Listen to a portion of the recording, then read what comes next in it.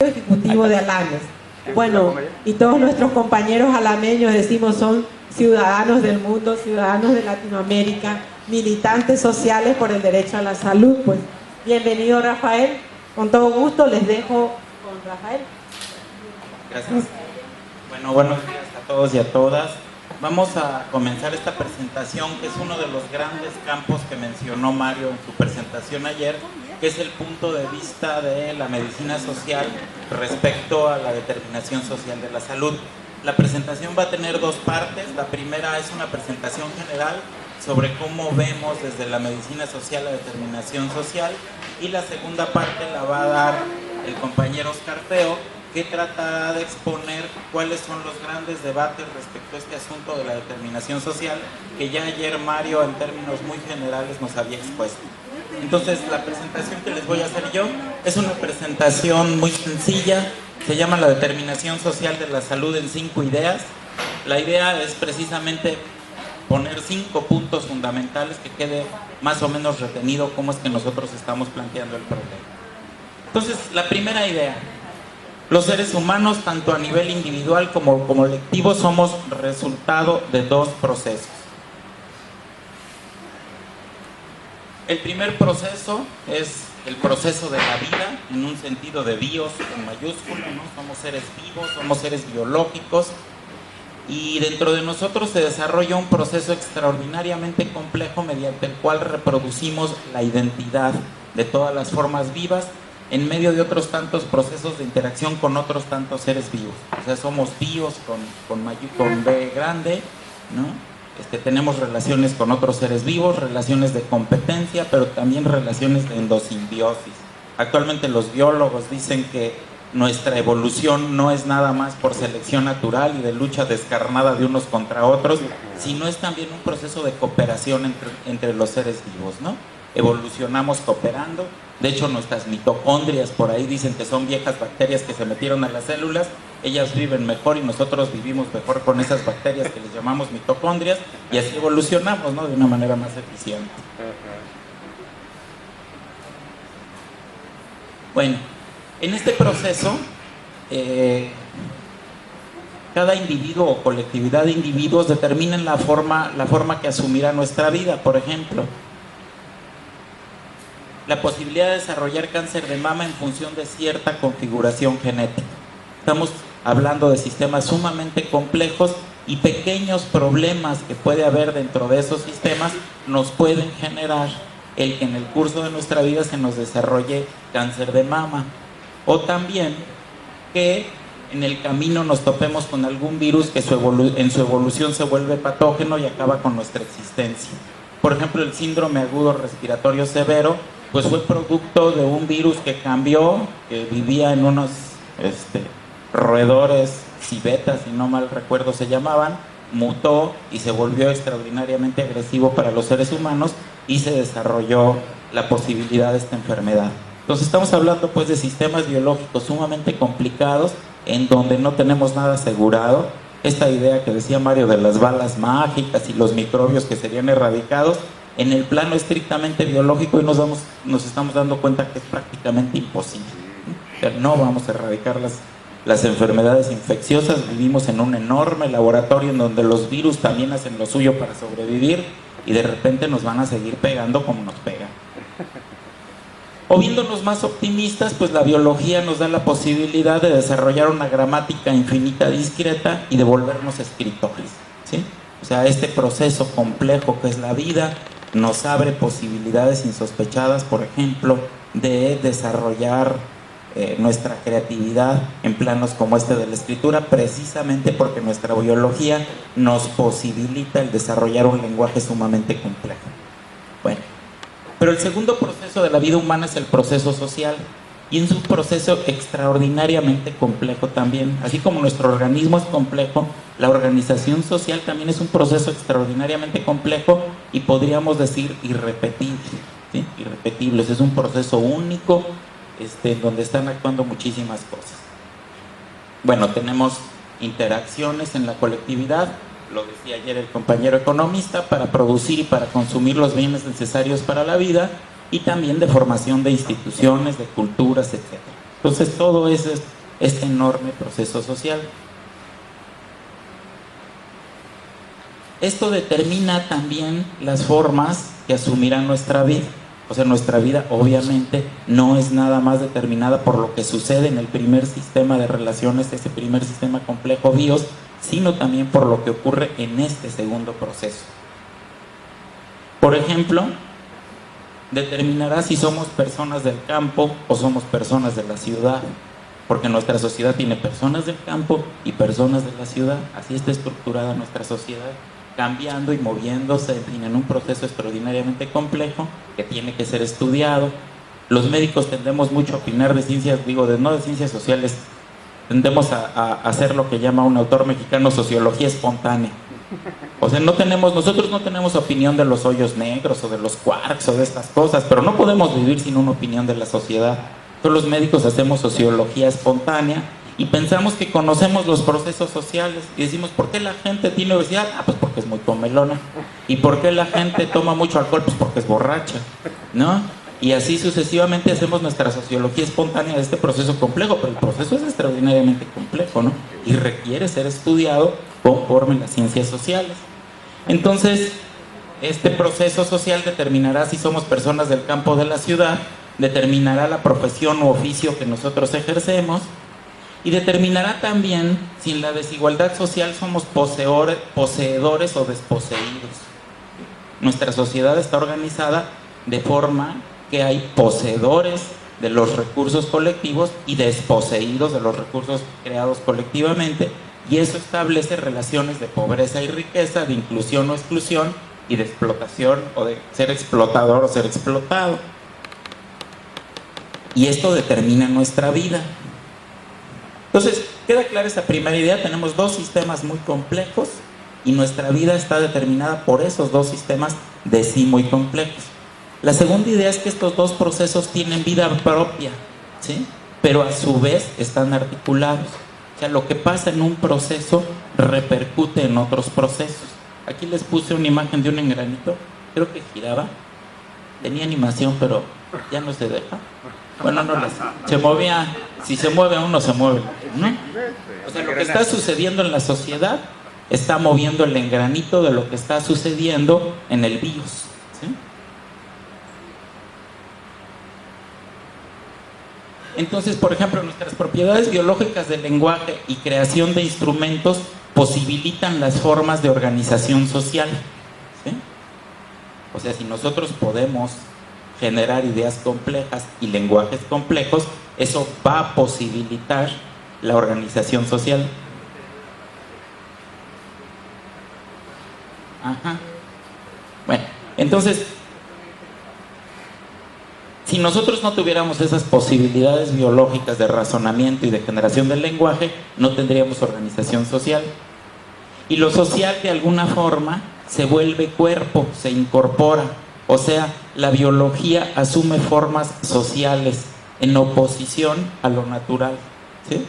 O sea, la biología asume formas que no derivan estrictamente del proceso complejo que es la vida, en el sentido bios, ¿no?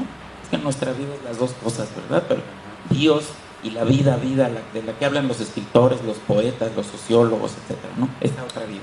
Entonces, nuestra biología asume formas sociales, se vuelve cuerpo, y esto necesariamente incluye a la salud. Y a esto le llamamos determinación social de la salud.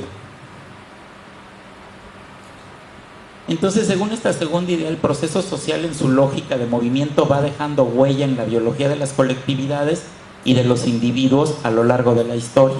Por ahí dicen, Mario es historiador, no lo sé, pero a ver que nos aclare. Creo que las camas hace muchos años eran más chiquitas, ¿no? Sí. Dice René Dubos esto, ¿no? Esta idea de que se puso a estudiar el tamaño de las camas y resulta que las camas eran mucho más pequeñas, o sea, eran más chaparritas las personas.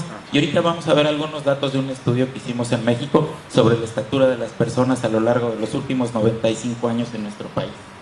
Bueno, entonces fíjense, bueno, esta frase me gusta mucho. La enfermedad podríamos verla como un desastre biológico producido por el orden social, ¿no? O sea, ¿qué es lo que estamos viendo de las enfermedades? Catástrofes en este sistema complejo que es la biología, que tuvieron como origen procesos que se desarrollaron en el ámbito de lo social. O sea, las dos cosas están articuladas.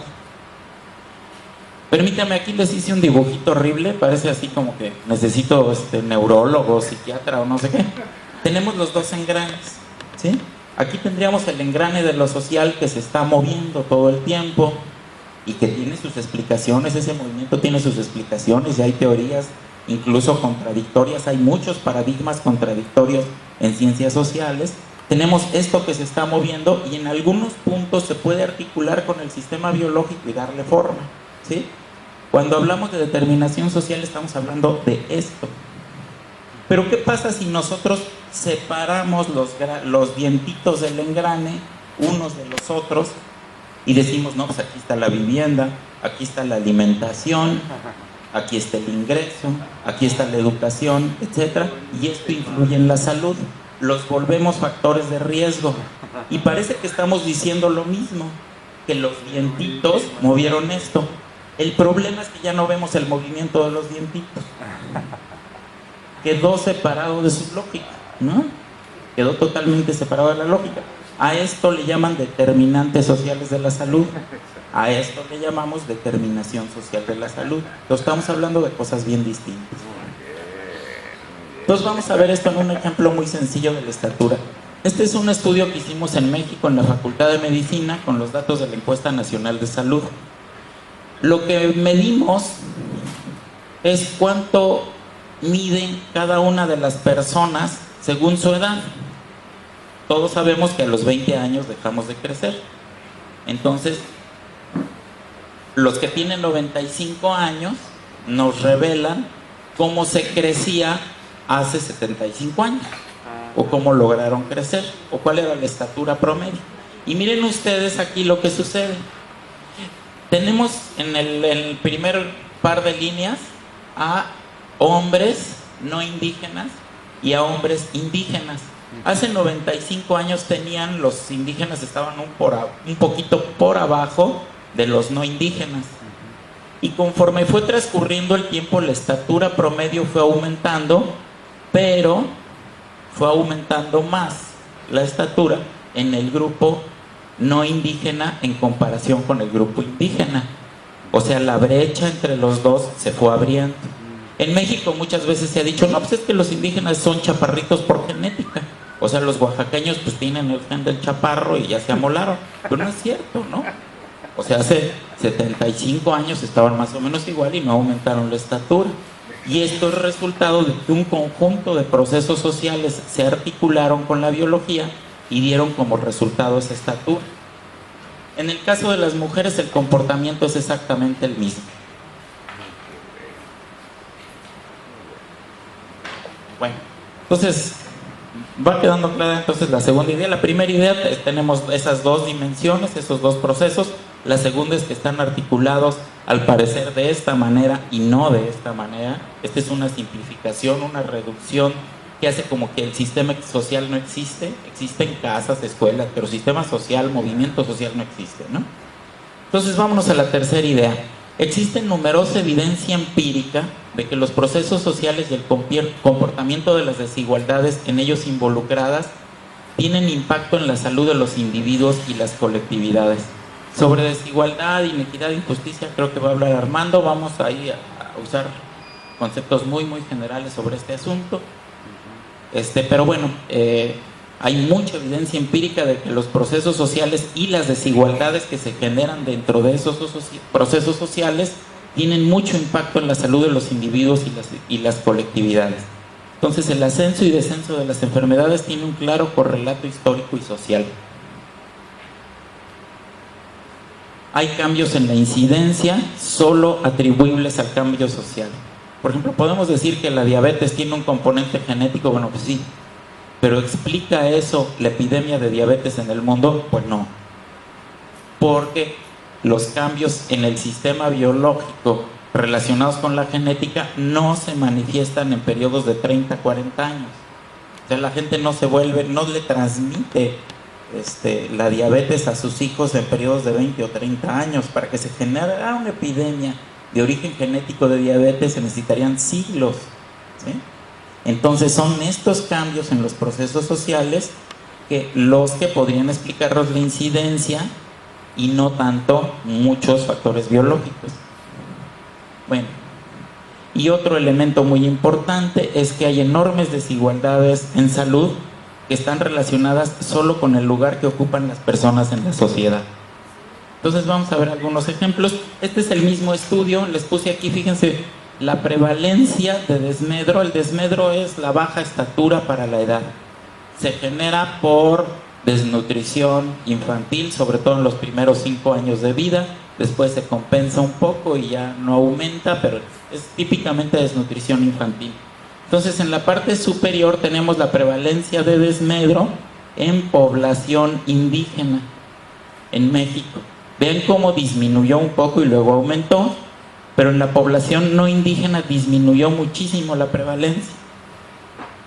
¿Qué quiere decir esto? Bueno, pues que el conjunto de condiciones en las que estuvieron viviendo los indígenas en nuestro país hicieron que no pudieran afectar seriamente la prevalencia de desmedro. Todavía tenemos zonas en nuestro país, y yo creo que en toda nuestra América, en las que los indígenas presentan grados de desnutrición terribles, ¿no?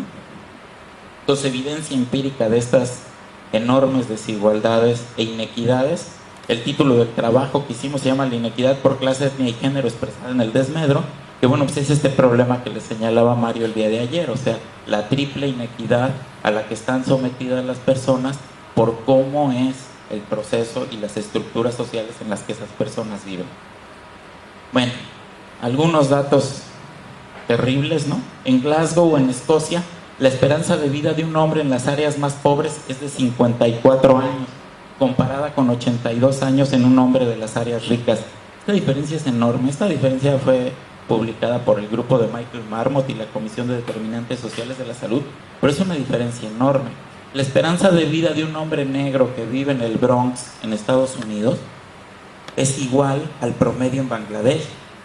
Entonces, bueno, tenemos diferencias de ese tamaño. Ahorita vamos a ver unas de mortalidad materna en México para que vean cómo, bueno, y en el mundo, para que veamos un poco cómo es que se expresa esto.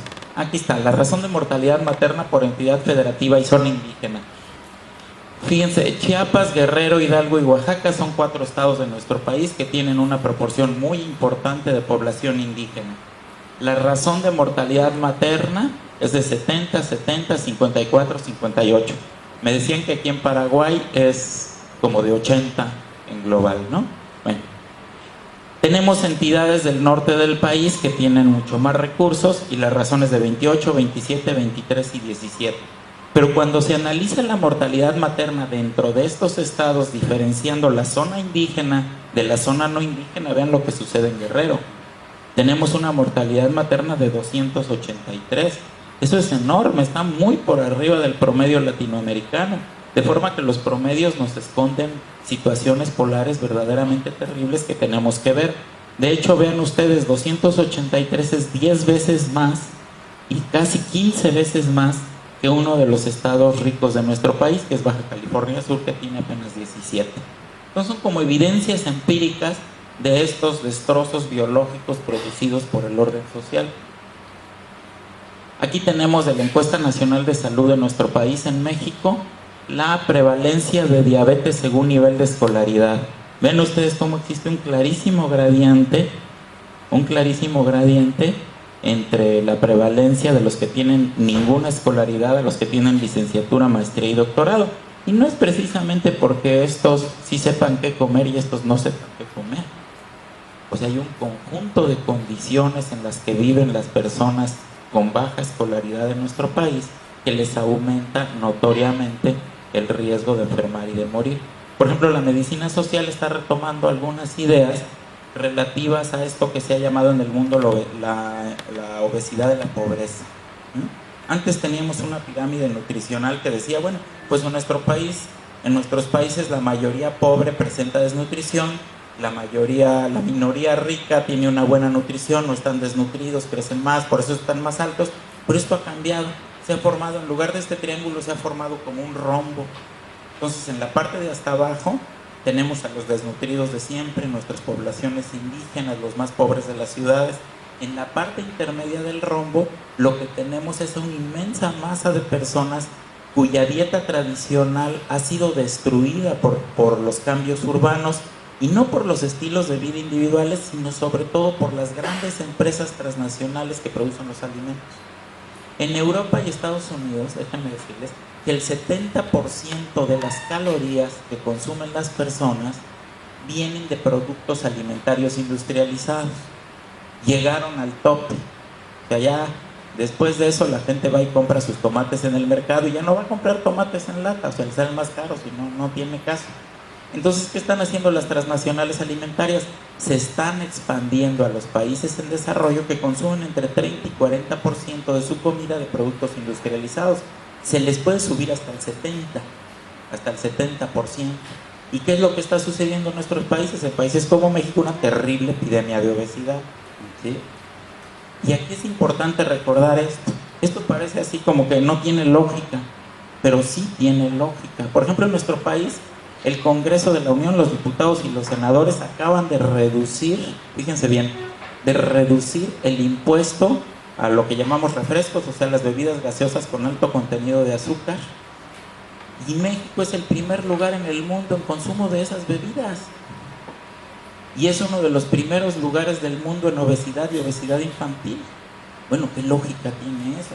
Pues que aquí hay un proceso que está determinando que las transnacionales de la industria alimentaria han concentrado un poder enorme que es capaz de comprar parlamentos y doblar gobiernos y hacer que procesos como la epidemia de obesidad, digamos, ese destrozo biológico, nos lleve a condiciones en las que, por ejemplo, actualmente en México tenemos 70% de nuestra población adulta obesa.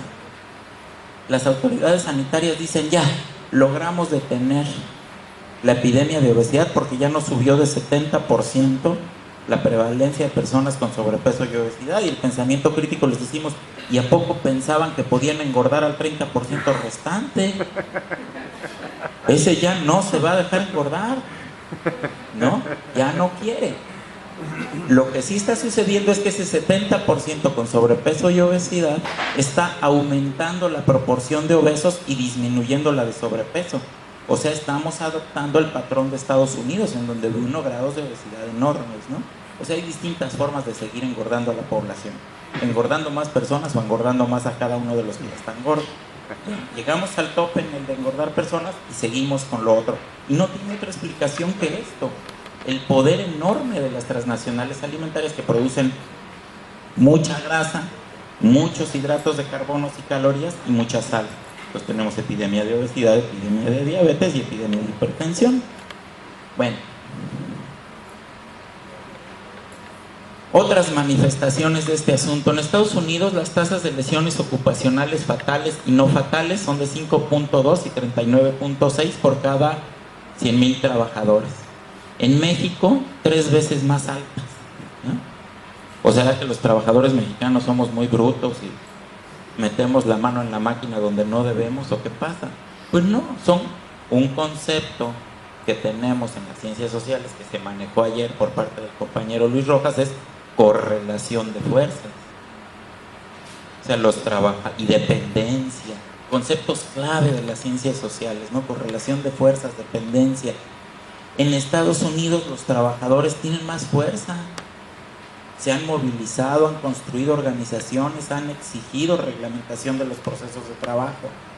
En México, la situación de dependencia genera una estructura social en donde la única ventaja que tenemos en un mundo dominado por quienes concentran la tecnología y los grandes medios de producción es ofrecer mano de obra barata y desorganizada. ¿Y qué pasa cuando nosotros ofrecemos mano de obra barata, sindicatos de protección, legislación favorable súper flexible, falta de instituciones que vigilan los procesos de trabajo? Pues tenemos accidentes y personas que se mueren, ¿no? Entonces la medicina social trata, fíjense, ayer hacían una pregunta y bueno, ¿yo cómo estudio esto en concreto? Bueno, pues vamos a estudiar cómo es que en nuestro país, en los países, y no nomás México, en los países dependientes, desde las ciencias sociales vamos a entender por qué ocupan el lugar que ocupan en el mundo. Por ejemplo, ayer se manejó una idea que es importante, que es la de la dependencia, la teoría de la dependencia, ¿no? Todo el tiempo a los médicos nos dicen países desarrollados y en vías de desarrollo. y nos la tragamos. Pues nosotros estamos en vías de desarrollo. O sea, lo que ellos lograron hace 50 años, nosotros lo lograremos en 10, 20, 30, 40, 50 años. Vamos siguiendo el mismo camino. Pues fíjense que no. Que las ciencias sociales han mostrado que eso no es cierto. Que existe una relación de centro-periferia en el que el centro domina y controla lo que pasa en el otro lado, y no nada más eso, sino que el centro y la relación entre el centro y la periferia condicionan las estructuras sociales de la periferia.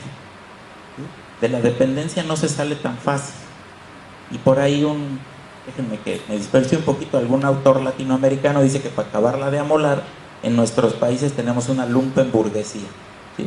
O sea, una burguesía que no quiere salir de la dependencia. Es más fácil y más cómodo asociarse con los grandes capitales internacionales que pelearse con ellos. Y dinero tengo bastante y suficiente como para aventarme un pleito con los Estados Unidos. Los que quieren pleito son los pueblos, porque eso sí no, la dependencia no les va nada bien. Bueno, la mortalidad materna en Sierra Leona, 2 en 100,000, 2,000 en 100,000, y en Suecia 2 en 100,000. O sea, embarazarse en Sierra Leona, donde tuvieron el ébola, da miedo. Da miedo, ¿no? O sea, la hermana, la prima, la vecina, yo sé que se murieron de parto. Y ahora estoy embarazada y voy para el parto y da miedo. En Suecia no da miedo, da pura felicidad, ¿no? Entonces no conoce uno a nadie que haya muerto de esas condiciones. Bueno, el síndrome metabólico y el estrés. Ustedes saben que los procesos industriales, de trabajo industrial, sobre todo en los trabajadores menos calificados, generan mucho estrés. No es cierto que el estrés sea de los gerentes, eso ya está súper demostrado, ¿sí? O sea, ellos tienen mucha capacidad para controlar y delegar trabajo. El trabajador que está frente a una máquina o que está llenando cajas con refrescos durante 8 horas diarias y que de repente, si siente movimiento intestinal, no se puede distraer porque se le van a caer los refrescos, ese tiene estrés. Más si se repite eso durante 10 años. Entonces el síndrome metabólico está muy relacionado con el estrés. Y dirán, bueno, pues es que es natural, pues él tiene trabajo, pues se metió a ese trabajo, pero eso no es natural. O sea, el que un trabajador esté 8 horas diarias llenando cajas, o 10 horas diarias, o 12, porque la jornada de 8 horas ya se acabó, eso no es natural. Eso es social y está determinado por los fines de la producción. Si nosotros tenemos una producción basada en la plusvalía y en la ganancia, vamos a forzar a los trabajadores a que trabajen así. Porque además, si no los forzamos, el empresario de al lado sí lo hace y nos va a ganar el mercado. ¿Sí? Entonces es una guerra de todos contra todos. Y eso explica por qué tanto estrés en los procesos de trabajo y por qué tanta enfermedad. Bueno, estas son las adicciones. También tienen un clarísimo gradiente social, ¿no? Los sectores más ricos tienen una prevalencia mucho menor de adicciones a alcohol, nicotina y drogas que los sectores más pobres. Estos son datos de Gran Bretaña, ¿no? Son terribles, ¿no? Son terribles. De hecho, hay algunas adicciones, como la del tabaco, que el problema no es tanto qué cantidad de gente empieza a fumar, sino la cantidad de personas que pueden dejar de fumar. A los pobres les cuesta mucho más trabajo dejar de fumar, porque la vida en la pobreza es más difícil, tiene menos... O sea, muchas personas en los sectores excluidos y explotados en nuestro país o en nuestros países, cuando tienen 60, 70 años, no están pensando en los 80 y vivir una vejez saludable en los 80. Los planes de vida son los de los hijos. Si lograron que su hijo estudiara, yo ya estoy pobre y yo de esto no voy a salir y ya lo sé. Entonces, ¿para qué dejo de fumar si siento bien rico fumando? ¿No? O si todo el mundo fuma en la casa. O si yo todo el tiempo estoy angustiado porque se me acaba el dinero para comprar el gas, pues va a ser difícil que aparte aguante el estrés de dejar de fumar o dejar de tomar. ¿Sí? Entonces estos comportamientos sociales son determinación social de la salud. Bueno, esto ya para irnos un poquito más rápido, es la proporción. Fíjense la enorme desigualdad. Dicen que nuestro país es de los más desiguales y Latinoamérica es sin duda el continente más desigual del mundo. El decil 1 de ingreso en nuestro país, que es el 10% más pobre, tiene el 1% del ingreso. El decil más rico concentra el 41% del ingreso. Entonces somos sociedades profundamente desiguales. Por ahí la medicina social, y me meto un poquito con lo que va a platicar Armando, podríamos reivindicar esta idea de Rosa Luxemburgo, muy sencilla, muy bonita. Dice: por una sociedad sin desigualdad social, con seres humanos diversos y totalmente libres. ¿Sí? No puede haber, la sociedad a la que aspiramos no es compatible con esta desigualdad social, ¿no? Y no es un problema nomás de reparto de lo que se produce, sino de la propiedad de los bienes colectivos. Bueno, aquí los sectores más pobres, vean cómo es la alimentación, la cantidad de energía y proteínas que consume el decil de ingreso más pobre, ¿no? 1.700 calorías contra 2.200 kilocalorías, y de proteínas también una diferencia enorme. Y pues esto nos explica del rombo ese que les platicaba. Ya no puse la imagen, pero imagínense un rombo, pues la parte de abajo, ¿no? La parte de abajo. Y en la parte del medio del sobrepeso y la obesidad, pues tendríamos a este asunto de la obesidad, de la pobreza. Bueno, lo que consumimos, esto es de México, a lo mejor no les dice mucho, pero la tortilla, nuestro maíz, nosotros somos extraordinarios consumidores de tortilla. Nosotros nos comemos 200, 300 kilos de maíz al año por persona. Sin tortilla no podemos vivir, ¿no? Sobre todo la mayoría de los mexicanos de escasos recursos, porque los ricos pues consumen mucho menos tortilla. Dicen por ahí que se les olvida el inglés y se les rajan los pies, ¿no? Si dicen no comas eso, pues se te olvida tu inglés. Y vean la leche, 20 mililitros al día contra 293. Entonces, los procesos sociales van a repercutir en lo que comemos y somos lo que comemos. El proceso vital nos dice, todo lo que te metas se va a reflejar en cómo está organizado tu cuerpo. Bueno, estas son áreas muy deprivadas en Londres, menos deprivadas, menos pobres y muy deprivadas. Y esta es la condición, el conjunto de condiciones a las que están expuestas, condiciones nocivas a la salud en las zonas menos pobres. Vean que en las zonas menos pobres la mayoría no está expuesta a nada, ¿sí? O sea, vivir en una colonia rica es precioso. Tiene uno agua potable, pastito, televisión por cable, tiene uno un perro, alguien que le limpia a uno la casa, no hay goteras. Es muy bonito vivir así, ¿no? Hay una canción venezolana de las casitas del barrio alto, no, esa es de Víctor Jara, ¿verdad? Las casitas del barrio alto, ¿no? Pues son muy bonitas, pero vean las zonas más deprivadas.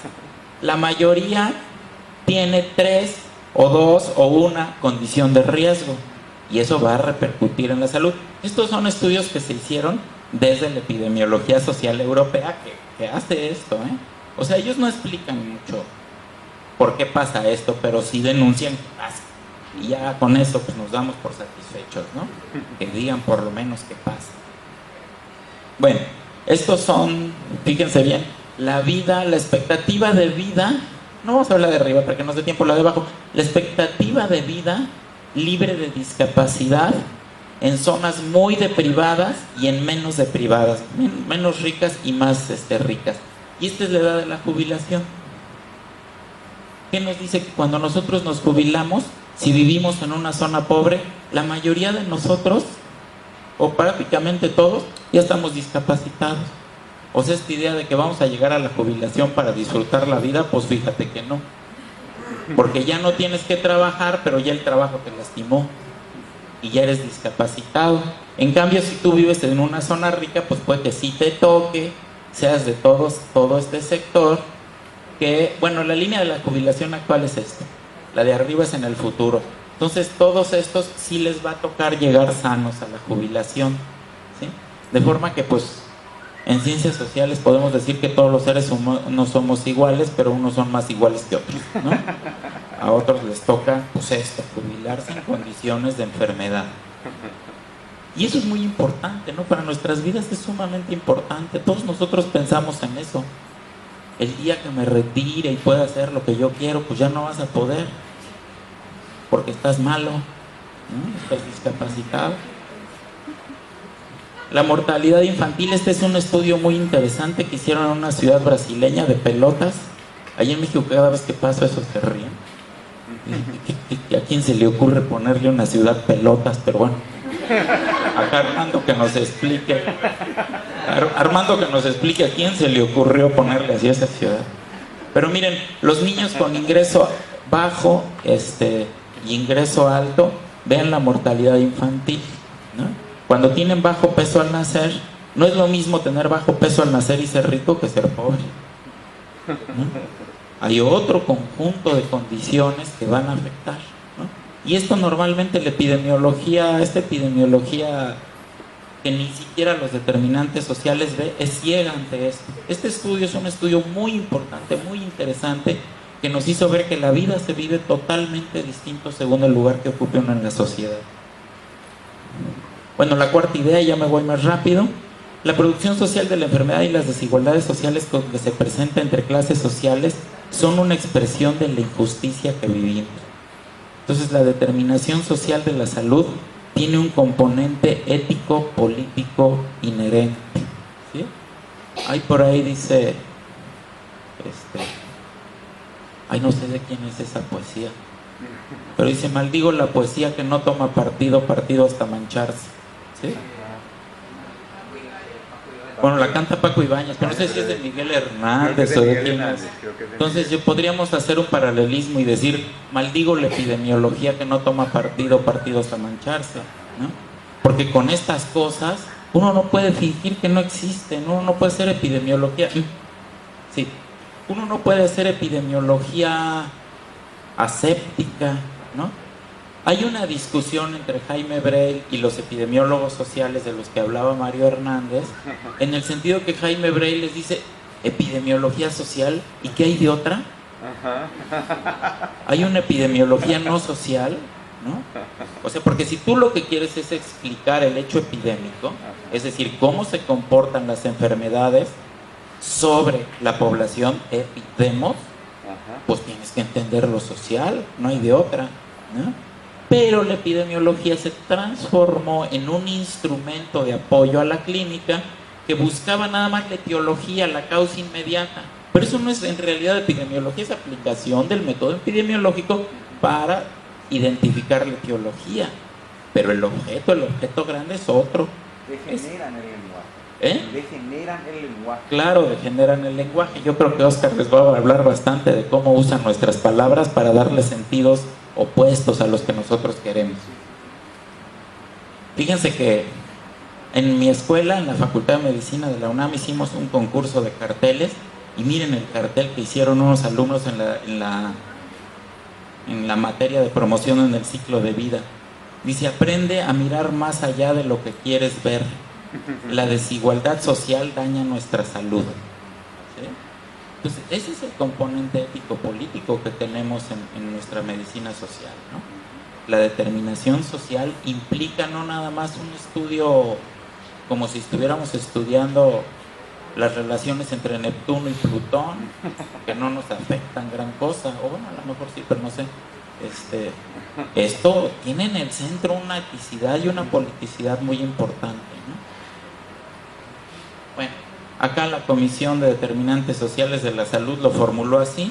Dicen que los gringos se opusieron mucho a esto, pero dicen: la justicia social es una cuestión de vida o muerte.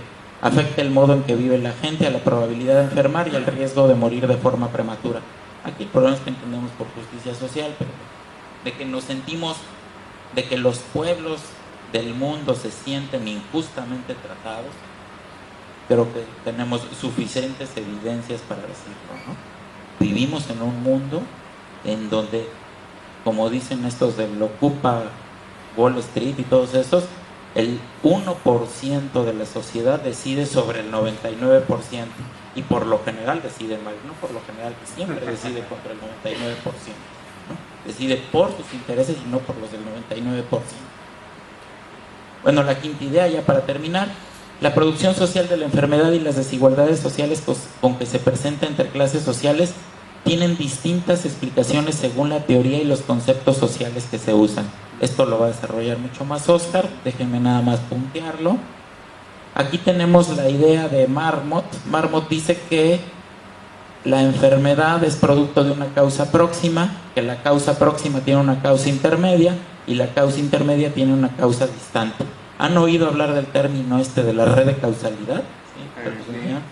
Bueno, una autora norteamericana, Nancy Krieger, dice, ¿y dónde está la araña que tejió la red de la causalidad? ¿No? ¿Qué quería la araña con esa red? ¿No? Y esa red es el proceso social que está tejiendo todas las cosas a las que nos exponemos. Y de alguna forma Joan Benach y Carl Montaner dicen que hay que buscar las causas de las causas de las causas. Y ellos sí le dan nombre a la araña. Dicen, no, pues capitalismo, neoliberalismo, globalización, explotación, marginación, opresión. Ayer decía Mario que Jaime Breil habla de aceleración y de Spock, esa es la araña. Le está tejiendo la red de cosas a las que nos estamos exponiendo, ¿no? Entonces hay distintas teorías, distintas aproximaciones epistemológicas de cómo queremos ver las cosas, causas de causas de causas, o articulación de procesos, que son cosas totalmente distintas, ¿no? Bueno, pues tenemos la epidemiología social de Estados Unidos e Inglaterra. Ellos dicen hay desigualdades sociales, nunca se preguntan por qué hay desigualdades sociales, simplemente hay. Y a través del ingreso, el trabajo, el estrés, la alimentación, el desarrollo, transporte y red social, nos dicen que hay distintas formas de enfermar y de morir. Hacen un esquemita así como este, que hay determinantes intermedios y estructurales, y los más lejanos que ven es la macroeconomía. ¿Quién sabe qué entienden ellos por macroeconomía? Pero bueno, la política social, las políticas públicas, los valores culturales y sociales, y hacen propuestas progresistas, pero nunca explican por qué. Entonces dicen, vamos a cerrar la brecha de enfermedades que hay entre ricos y pobres en una generación. Bueno, pues está bien, pero el problema es que hubo una crisis que mandó a volar todo eso, ¿no? Y la brecha, por ejemplo, en Europa, en Grecia, en Italia, en España, pues se está ampliando en lugar de cerrarse, ¿no? Precisamente porque no se está entendiendo la lógica del orden social y sus crisis recurrentes y todas estas cosas. Nancy Krieger, una investigadora norteamericana, es la de la araña. Dice que la araña, la que teje la red de causalidad, son las relaciones sociales de propiedad y de poder. Eso ya nos lleva a un punto más interesante. Entonces, ¿cuáles son las relaciones sociales de propiedad? Que digo, el economista de ayer nos lo dijo muy claramente para el caso paraguayo, ¿no? O sea, el problema es que el 80% de las tierras son propiedad de una cosita, ya no me acuerdo el porcentaje. Muy poquito, ¿no? Ya me dicen que ya casi estamos en tiempo, ya voy a acabar. Quiero terminar con esta. Este es un modelo que tomé de un esquema que hizo Naomar Almeida cuando trató de ver cuáles eran como los principales modelos explicativos de la medicina social, y entonces retomó aquí me corregirá Armando, que es como el modelo de la salud colectiva brasileña. Entonces dice que en un nivel muy alto, tenemos las formas de reproducción de la sociedad, las formas de producir bienes que están regidos por el plusvalor, y esto determina cómo son los procesos de trabajo y el lugar que ocupa uno en la sociedad, y que esto nos va a llevar a ciertas configuraciones de riesgo y a ciertas formas de proceso salud, enfermedad, atención. Y en una idea de no ser muy determinista, dice Naumar y el esquema brasileño, que bueno, tampoco la determinación social de la salud y la enfermedad es un determinismo chato en el que nosotros no podamos influir. O sea, estamos determinados, pero nosotros también podemos determinar, porque la sociedad y la historia la hacemos nosotros, y entonces nosotros tenemos modos de vida determinados por todo esto, en el que nosotros estamos creando sentidos y significados, estamos construyendo prácticas y estamos defendiéndonos también de esas configuraciones de riesgo. Cosa que es muy importante reconocer, porque la medicina social también intenta de vincularse con la gente y ver cómo la gente está creando prácticas saludables y se está defendiendo del otro. Dice Edmundo Granda con la enfermología pública, así le dice a la salud pública tradicional, la enfermología pública, que la salud pública es la de el interventor científico que sabe lo que es bueno y malo para la salud, y va a las poblaciones con el mensaje de la ciencia y el poder del Estado para decirle a las gentes qué es lo bueno y qué es lo malo, porque ellos no lo saben y son ignorantes, ¿sí? Entonces uno lleva ese saber. Dice Edmundo Granda, frente a esa enfermología pública podemos generar una salud pública crítica, que sería como la salud pública que hace la medicina social, que trata de ver esto, los sentidos y significados que la gente le está dando a sus modos de vida y las prácticas que está generando para producir salud. Quiero terminar nada más con un ejemplito. En México, en una zona indígena, a los niños desnutridos, las personas interpretan sentidos y significados que lo que pasa es que les falta amor. Y entonces el tratamiento para el desnutrido es prestarle el niño a una mamá sustituta durante 6 meses o 1 año para que le dé amor, ¿no? Y entonces escogen una mamá que le da amor, lo nutre mejor y se lo regresan a la otra mamá, ¿no? Estas son prácticas sociales generadoras de salud. Y nosotros decimos, no, es que la gente no sabe qué darle de comer. No tenemos, los que no sabemos somos nosotros, ¿no? Tenemos que establecer, la medicina social llama a establecer no nomás una lucha contra esto, sino una práctica de salud que contemple que quien más interesado está en la salud son los pueblos. Y no son tontos, ¿no? Si fuéramos tontos no estuviéramos aquí, ¿no? Nos hubieran matado todos. Nos hubieran matado todos.